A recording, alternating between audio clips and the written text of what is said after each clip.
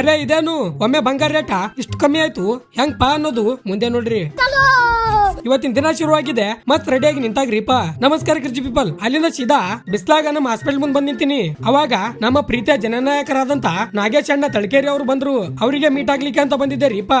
ಬಂಗಾರ ರೇಟ್ ಅನ್ ಕಮ್ಮಿ ಆಗಿಲ್ಲ, ಸುಮ್ಮ ಅಂದೆ. ದಿನೇ ದಿನೇ ಜಾಸ್ತಿನೇ ಆಗ್ತಿದೆ ಬಿಡ್ರಿ. ಅದು ರಾಕೆಟ್ ತರ ಹಾರ್ತಿದೆ, ಹಿಡಿಲಿಕ್ಕೆ ಆಗ್ತಿಲ್ಲ ಬಂಗಾರ ರೇಟ್.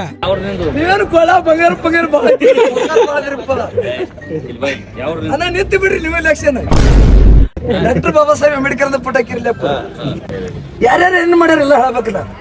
ನಿಜ ಕೂಡ ಅಧಿಕಾರದಾಗ ಯತ್ನಾಳ್ ಗೌಡ್ರು ಉಚ್ಚಾಟನೆದಾಗ ಎಂ ಬಿ ಪಟ್ಲಿಗೆ ಅಧಿಕಾರ ರೀತಿ ಕೆಲಸ ಮಾಡ್ತಾರೆ, ಸಿದ್ದರಾಮಯ್ಯ ಅಧಿಕಾರ ರೀತಿ ಕೆಲಸ ಮಾಡ್ತಾರೆ, ಡಿ ಕೆ ಶಿವಕುಮಾರ್ ಬಹಳ ದೊಡ್ಡ ಗುಂಡ.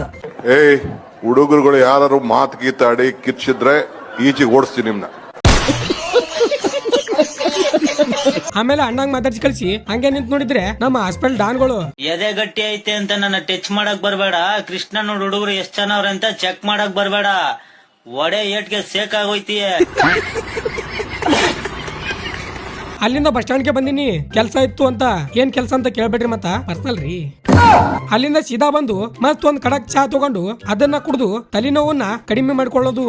ಗೌಡ್ರೆ ಚಾ ಕುಡಿಸ್ತೀರಿ ಇಲ್ಲ ಒಂದೇ ಮಾತ್ ಹೇಳ್ರಿ, ಕುಡ್ಸಲ್ರಿ ಮನುಷ್ಯ ಇದ್ರಿ ದಾನ ಇದ್ರಿ. ಬಾಳ ಜನ ಮಿನಿ ವ್ಲಾಗ್ ಅಂತ ಕಾಮೆಂಟ್ ಆಗ್ತಾ ಇದ್ರಿ. ಅವರಿಗೆ ಹೇಳಕ್ ಇಷ್ಟಪಡ್ತೀನಿ, ಮಿನಿ ವ್ಲಾಗ್ ಡೈಲಿ ಶೂಟ್ ಅಂತೂ ಮಾಡ್ತೀನಿ, ಆದ್ರೆ ಎಡಿಟ್ ಮಾಡಿ ಹಾಕಿಲ್ಲ. ಯಾಕನ್ನೋದು ಸ್ವಲ್ಪ ದಿನದಲ್ಲಿ ನಿಮಗ್ ಗೊತ್ತಾಗುತ್ತ.